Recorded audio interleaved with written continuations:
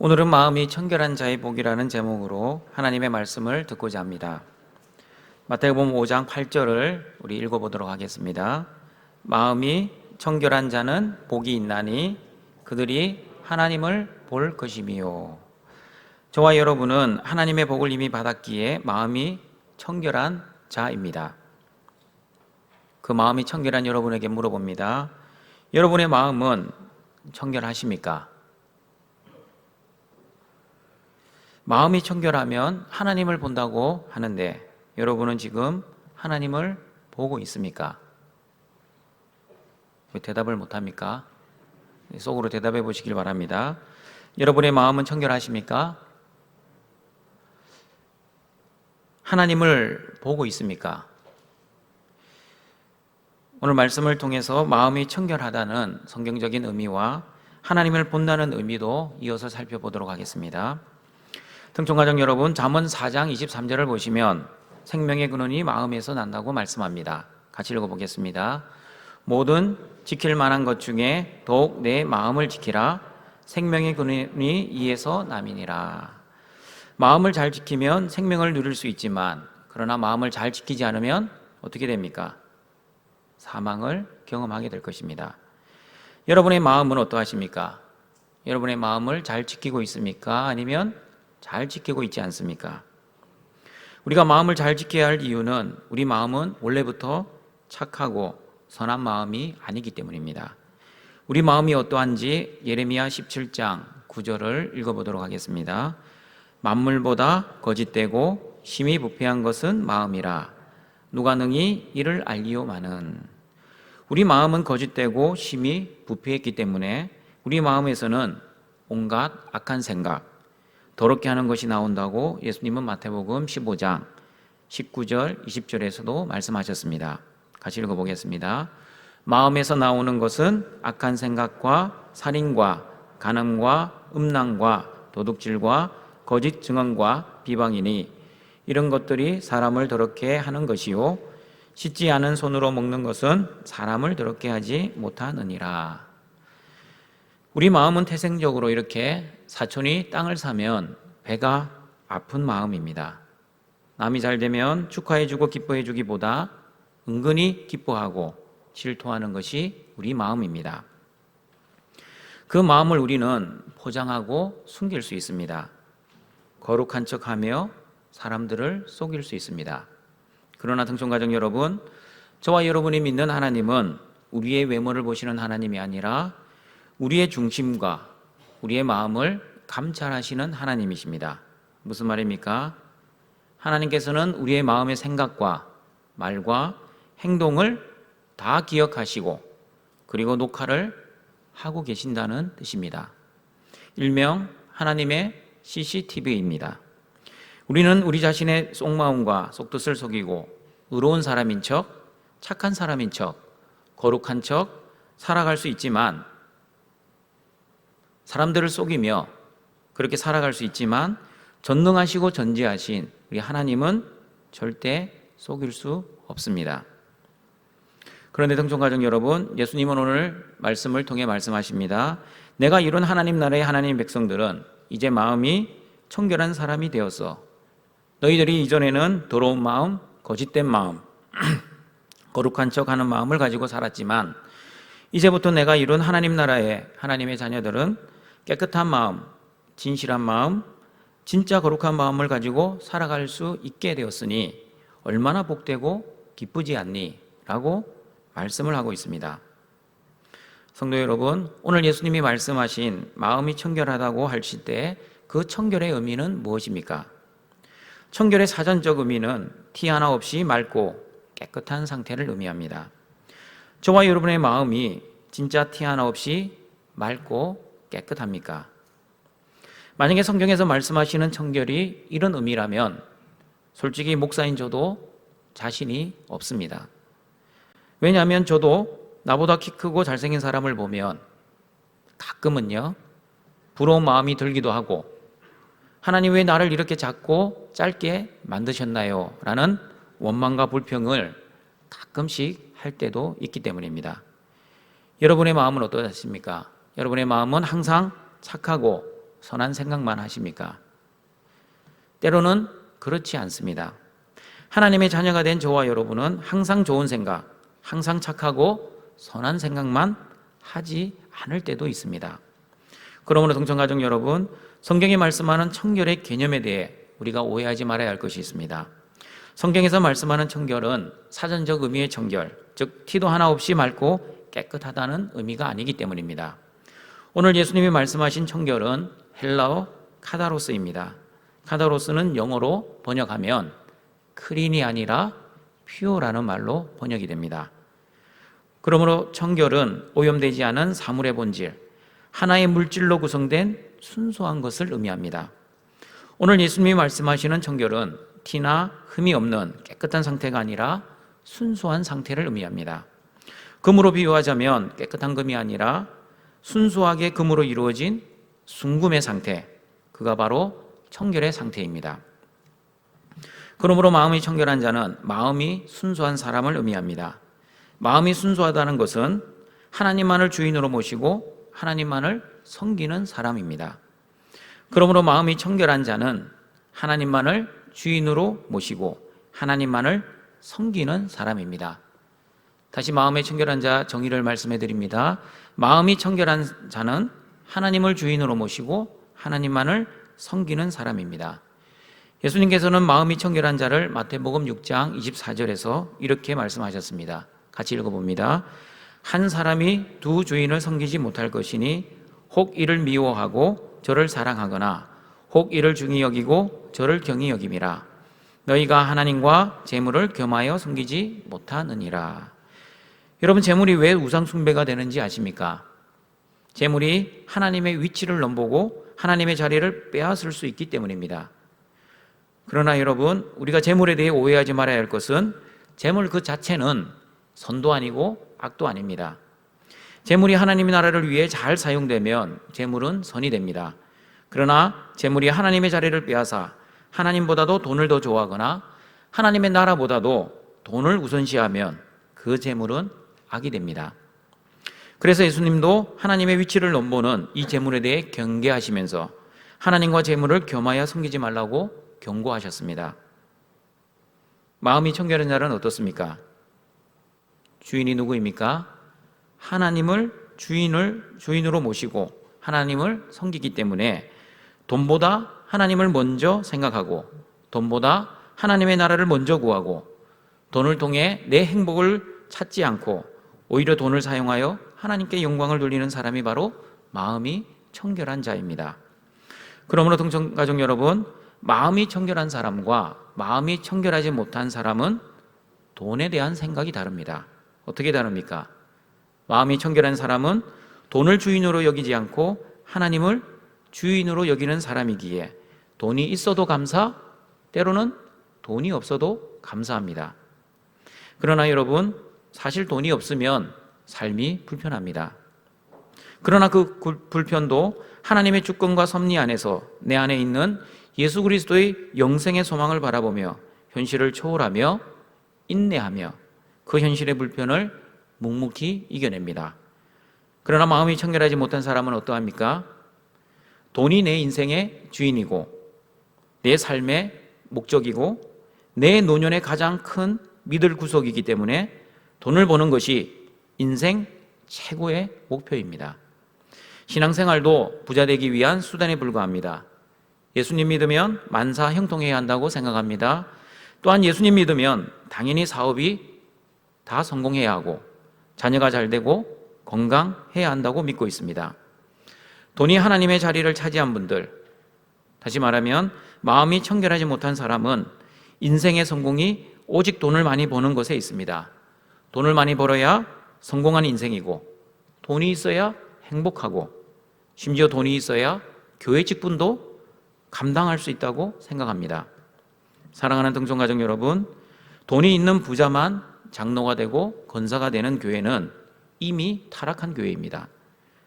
우리 등촌교회는 마음이 청결한 사람이 장로가 되는 교회, 하나님을 주인으로 모신 사람이 권사, 집사가 되는 그런 은혜로운 교회가 되었으면 좋겠습니다.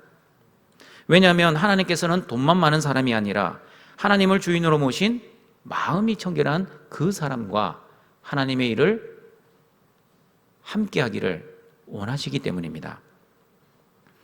등촌가족 여러분, 마음이 불결하면 무슨 뜻입니까? 하나님을 주인으로 모시고 살지 않으면 우리 마음이 어떻게 되는지 야고보서 1장 5절과 8절 말씀을 같이 읽어보겠습니다. 너희 중에 누구든지 지혜가 부족하거든 모든 사람에게 후히 주시고 꾸짖지 아니하시는 하나님께 구하라. 그리하면 주시리라. 오직 믿음으로 구하고 조금도 의심하지 말라. 의심하는 자는 마치 바람에 밀려 요동하는 바다 물결 같으니 이런 사람은 무엇이든지 주께 얻기를 생각하지 말라. 두 마음을 품어 모든 일에 정함이 없는 자로다. 마음이 청결한 자는 한 마음, 즉 하나님께만 마음을 두고 사는 사람입니다. 그러나 마음이 청결하지 못한 사람, 다시 말하면 마음이 불결한 사람은 한 마음이 아니라 두 마음, 즉 하나님도 마음에 두고 재물에도 마음을 두는 사람입니다. 그러나 여러분, 두 마음을 품는 사람이 하나님을 섬기지 않는 사람이 아닙니다. 하나님만 섬기지 않을 뿐이지 하나님도 열심히 섬기고 있습니다. 그러므로 겉으로는 구별이 잘 되지 않을 때가 많이 있습니다. 하나님도 열심히 섬기고 예배도 잘 드리고 기도도 열심히 하고 교회 봉사도 너무나 잘합니다. 그런데 실제로는 삶의 주인은 하나님이 아니라 자신이 주인되어 사람에게 보이려고 봉사하고 직분을 받기 위해 사명을 감당하고 내 뜻을 성취하고자 하나님을 이용하려고 합니다. 여러분, 우상 숭배의 본질이 무엇입니까? 나를 위해 하는 모든 것은 우상 숭배입니다.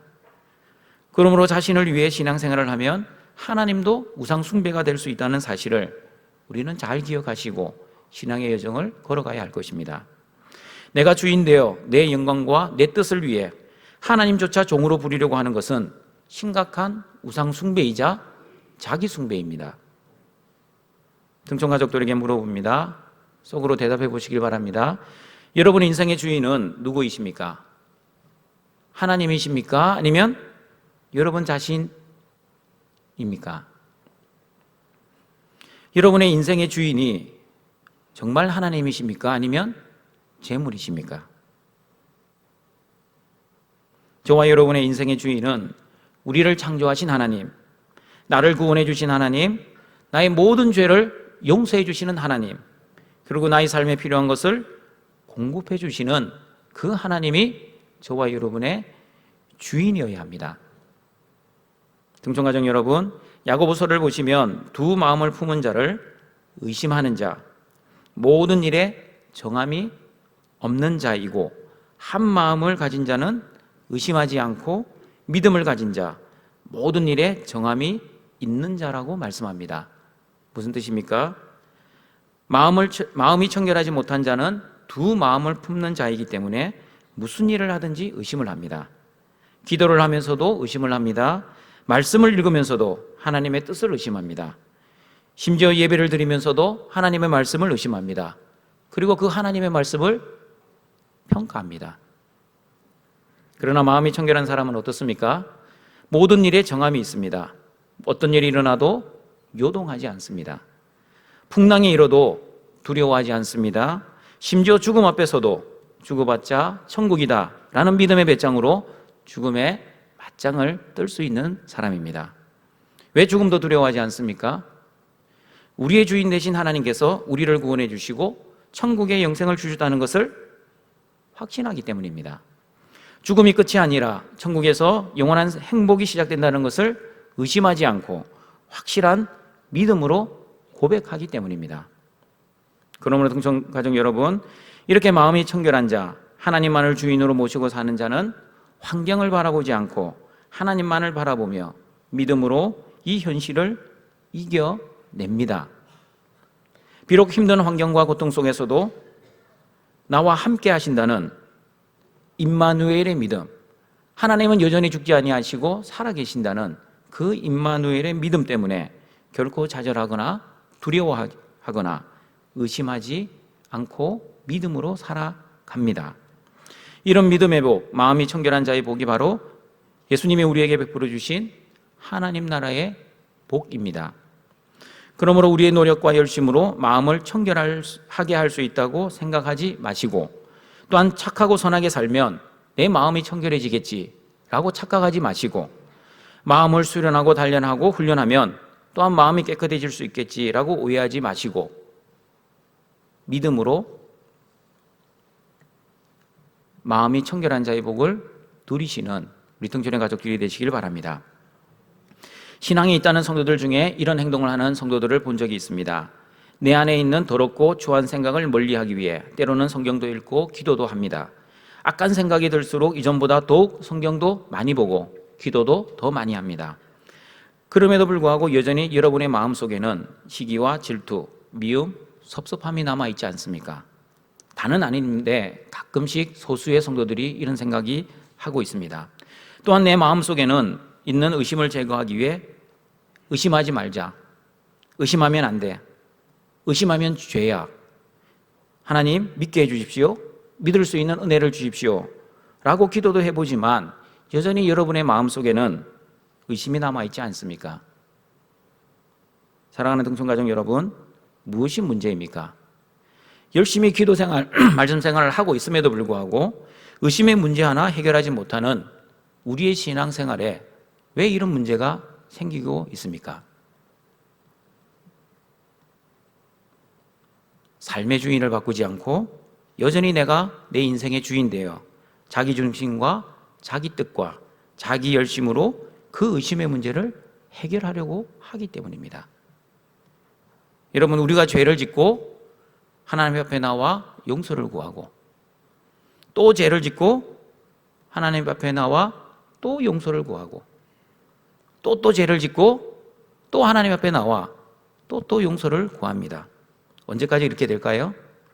죽을 때까지, 아니 죽는 순간까지 이렇게 되풀이되는 그 이유가 무엇입니까?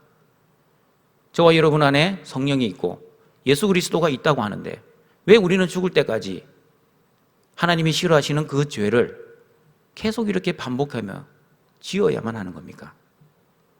여러분, 그 이유가 무엇인지 아십니까? 죄의 뿌리를 제거하지 않고 죄의 열매만을 자꾸 제거하려고 기도하고 회개하고 기도하고 회개하고, 죄의 뿌리가 살아있는 한 계속해서 죄의 열매는 맺을 수밖에 없습니다. 여러분, 영적 원리를 잘 알아야 됩니다. 겉으로 드러나는 죄의 열매만을 따버리면 그 죄가 안 맺어집니까? 계속 죄의 열매는 맺어질 수밖에 없습니다. 문제가 어디에 있습니까? 죄의 뿌리에 있습니다. 죄의 뿌리가 제거되면 자동적으로 죄의 열매는 더 이상 맺을 수가 없게 됩니다. 여러분, 죄의 뿌리가 무엇입니까? 죄의 뿌리는 창세기 3장 선악과 범죄입니다. 뱀이 하와에게 너 이거 먹으면 하나님처럼 돼, 먹어봐, 너가 하나님처럼 되는 거 하나님도 두려워하셔, 그렇게 유혹을 했습니다. 그리고 아담과 하와는 하나님처럼 되고 싶어서 그 하나님의 명령을 어기고 말았습니다. 이것이 바로 죄의 본질, 죄의 뿌리입니다. 그러면 이 죄의 뿌리, 죄의 본질을 어떻게 제거할 수 있습니까? 나의 노력과 나의 열심과 착한 마음, 착한 행동을 많이 하면 그 죄의 뿌리를 제거할 수 있습니까? 어떻게 죄의 본질을 제거할 수 있는지 히브리서 9장 13절, 14절을 같이 읽어보도록 하겠습니다. 염소와 항소의 피와 및 암송아지의 죄를 부정한 자에게 뿌려 그 육체를 정결하게 하여 거룩하게 하거든 하물며 영원하신 성령으로 말미암아 흠 없는 자기를 하나님께 드린 그리스도의 피가 어찌 너희 양심을 죽은 행실에서 깨끗하게 하고 살아계신 하나님을 섬기게 하지 못하겠느냐? 무엇이 죄의 뿌리를 깨끗하게 하실 수 있습니까? 그리스도의 피입니다. 십자가의 피로 인해 모든 죄의 본질과 죄의 뿌리를 제거할 수 있습니다. 다시 말씀드립니다. 나의 힘과 나의 지식과 나의 능력과 나의 재력이 아닙니다. 또한 착한 마음과 착한 행실도 아닙니다. 오직 십자가의 피, 그리스도의 피만이 죄의 뿌리와 죄의 본질을 제거할 수 있습니다. 십자가의 피로 저와 여러분은 삶의 주인을 바꾸어야 됩니다. 주인을 바꾸지 않고 살아가면 결국 죄를 짓고 또 회개하고 또 죄를 짓고 또 회개하는 그 삶이 죽을 때까지 반복될 겁니다. 그러나 삶의 주인을 하나님으로 바꾸면 죄의 본질, 죄의 뿌리를 완전히 제거할 수 있습니다. 여전히 내가 주인 되어 살면 죄의 뿌리는 남아있어 죄의 열매는 나의 삶 속에서 계속 악순환으로 맺어지고 회개하고 맺어지고 회개하고 영적 악순환의 삶을 죽을 때까지 되풀이 될 것입니다. 영원하신 성령의 은혜로 저와 여러분은 죽은 행실에서 깨끗하게 되어 살아계신 하나님을 섬길 수 있게 되었다고 히브리서는 말씀합니다. 또한 성령의 도우심으로 인해 저와 여러분은 새 마음과 부드러운 마음을 가질 수 있게 되었다고 에스겔 36장 26, 28절은 말씀합니다. 같이 읽어보겠습니다. 또 새 영을 너희 속에 두고 새 마음을 너희에게 주되 너희 육신에서 굳은 마음을 제거하고 부드러운 마음을 줄 것이며 또 내 영을 너희 속에 두어 너희로 내 율례를 행하게 하리니 너희가 내 규례를 지켜 행할지라. 내가 너희 조상들에게 준 땅에서 너희가 거주하면서 내 백성이 되고 나는 너희 하나님이 되리라. 저와 여러분도 새 영을 받았습니다. 굳은 마음이 제거되고 부드러운 마음을 가지게 되었습니다. 그래서 어떻게 되었습니까? 새 영으로 인해 하나님의 말씀을 순종할 수 있게 되었습니다. 왜냐하면 저와 여러분은 하나님의 백성이 되고 하나님은 저와 여러분의 하나님이 되셨기 때문입니다. 그러므로 마음이 청결한 자가 되기 위해 노력하지 마시고 십자가와 성령의 은혜로 이미 마음이 청결한 자, 즉 하나님을 주인으로 모신 하나님의 자녀가 되었다는 것을 믿으시고 하나님을 하나님으로 인정하고 하나님을 내 삶의 주인으로 모시고 하나님을 위해 하나님의 뜻을 위해 살아가시는 우리 등촌의 가족들이 되시길 바랍니다. 여러분, 마음이 청결한 자는 어떤 복을 받는지 마태복음 5장 8절을 다시 읽어보도록 하겠습니다. 마음이 청결한 자는 복이 있나니 그들이 하나님을 볼 것이며. 여러분 중에 눈으로 하나님을 보신 분이 있다면 한번 손을 들어 보시길 바랍니다. 여러분의 육신의 눈으로 하나님을 직접 보신 분 있으십니까? 그렇다면 마음이 청결한 자가 하나님을 본다는 뜻은 무엇입니까? 요한일서 4장 12절 말씀 같이 읽어보겠습니다. 어느 때나 하나님을 본 사람이 없으되 만일 우리가 서로 사랑하면 하나님이 우리 안에 거하시고 그의 사랑이 우리 안에 온전히 이루어지느니라. 하나님을 본 사람은 아무도 없습니다. 이 땅에 모세 외에는 아무도 하나님을 직접 눈으로 본 사람은 없습니다. 왜 하나님을 볼 수 없습니까? 하나님은 영이시기 때문입니다. 육신의 눈을 가진 저와 여러분은 영이신 하나님을 그래서 볼 수가 없습니다. 그렇다면 마음이 청결한 자가 하나님을 본다는 의미가 어떤 의미인지 시편 24편 3절 6절을 같이 읽어보도록 하겠습니다. 여호와의 산에 오를 자가 누구며 그의 거룩한 곳에 설 자가 누구인가?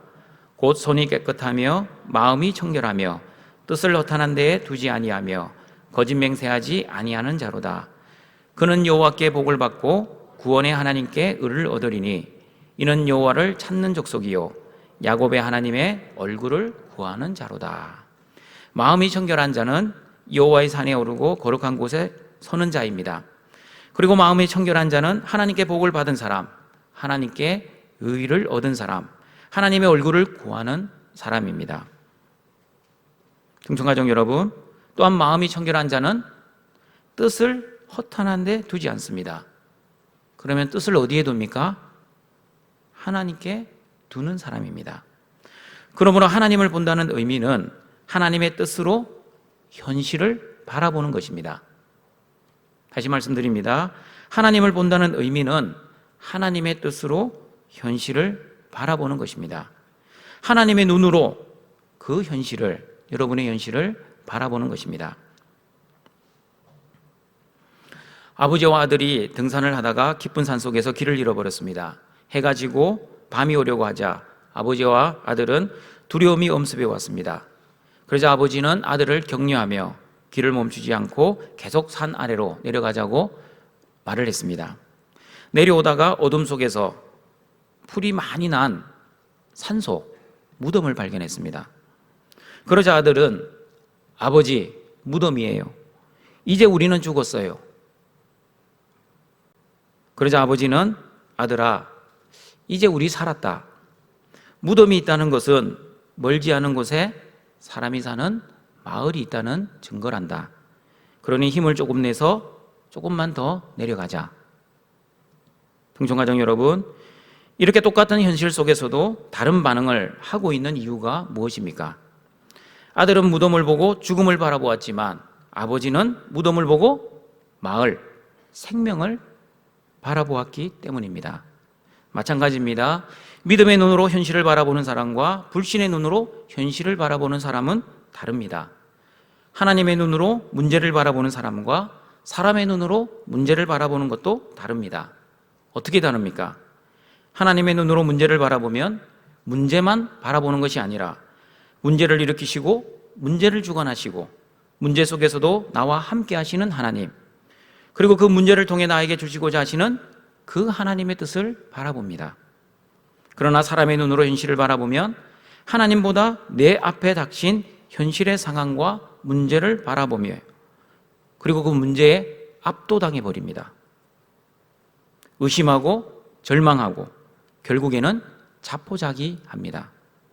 그러나 믿음의 눈으로 나의 고난을 바라보면 고난은 나를 정금 같은 믿음으로 만들어주시는 하나님의 훈련이자 또한 나를 믿음의 강한 군사로 만들어 가시는 하나님의 연단임을 알기에 그 고난 속에서도 오히려 기뻐하고 즐거워합니다.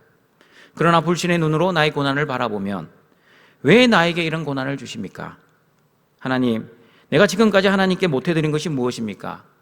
라고 하나님께 원망하며 불평을 하게 될 것입니다. 그러므로 등촌가정 여러분, 마음이 청결한 자가 하나님을 본다는 의미는 나의 현실과 고난 속에서도 하나님이 주시는 그 하나님의 뜻을 발견하는 것입니다. 내 힘을 포기하고 내 뜻을 내려놓고 하나님의 뜻을 바라보고 하나님의 뜻에 내 삶을 의탁하는 것입니다. 이것이 바로 우리 기독교에서 말하는 믿음입니다. 하나님을 주인으로 여기고 주인 대신 하나님의 뜻에 전적으로 신뢰하며 그 뜻에 따라 살아가는 사람이 바로 하나님을 보는 사람, 다시 말하면 하나님을 믿는 사람입니다.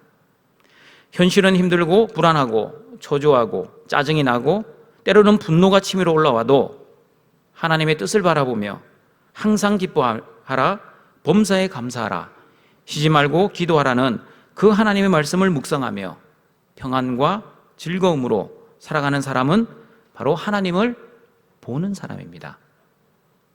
다른 말로 하나님을 믿는 사람입니다.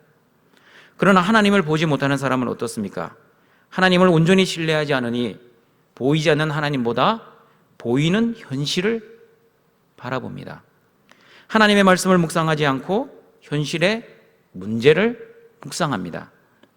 그러므로 그 현실의 문제에 압도당해 하나님을 바라보지 않고 현실의 문제를 따라 전전긍긍하며 살아갑니다. 오로지 관심은 내 문제 해결, 내 행복, 내 뜻, 내 영광입니다. 그리고 하나님을 보지 못하는 사람은 하늘의 것을 바라보지 않고 땅의 것만 바라보고 살아갑니다. 미래를 바라보지 않고 현실만을 바라봅니다. 전체를 바라보지 않고 부분만을 바라봅니다. 그러므로 보이지 않는 하나님보다 눈에 보이는 재물을 더 신뢰하고 더 믿습니다. 그러므로 등촌가족 여러분, 믿음의 눈으로, 영적인 눈으로 현실을 바라보며 합력하여 선을 이루어 가시는 그 하나님의 뜻을 발견하시는 등촌의 가족들이 되시길 바랍니다. 말씀을 정리하도록 하겠습니다. 저와 여러분은 예수 그리스도의 은혜로 마음이 청결한 자가 이미 되었습니다. 그러므로 저와 여러분은 하나님을 주인으로 모시고 하나님만을 섬기는 사람입니다. 재물이 우리의 주인이 아닙니다. 마음이 청결한 저와 여러분은 그래서 두 마음을 품지 않습니다. 하나님께만 마음을 두는 한 마음을 가진 마음이 청결한 자입니다. 그리스도의 피와 성령의 은혜로 죄의 뿌리를 제거하여 저와 여러분은 새 마음 또한 마음이 청결한 자가 되었음을 기억하시고 그 은혜를 받은 자답게 죄를 멀리하시고 하나님을 의심하지 않고 믿음으로 살아가시는 등촌의 가족들이 되시길 바랍니다. 믿음의 눈으로, 영적인 눈으로, 하나님의 눈으로 현실의 어려움 속에서도 하나님의 뜻을 발견하여 하나님을 바라보시며 하나님께 영광 돌리시는 등촌의 가족들이 되시길 주님의 이름으로 축원합니다. 사랑과 자비가 풍성하신 여호와 하나님, 우리에게 은혜와 복을 주시고 또 하나님이 자녀 삼아 주시고 오늘도 하나님 존전에 나와 예배할 수 있게 하시니 감사드립니다. 마음이 청결한 자가 되어 하나님을 주인으로 모시고 하나님의 뜻을 위해 살게 해주시니 감사합니다. 그리스도의 피와 성령의 은혜로 죄의 뿌리가 제거되고 현실의 어려움 속에서도 믿음의 눈으로, 영적인 눈으로, 하나님의 눈으로 하나님의 뜻을 발견하는, 그리하여 하나님만을 바라보는 우리 등촌의 가족들이 될 수 있도록 주님 도와주시옵소서. 예수님의 이름으로 기도드립니다. 아멘.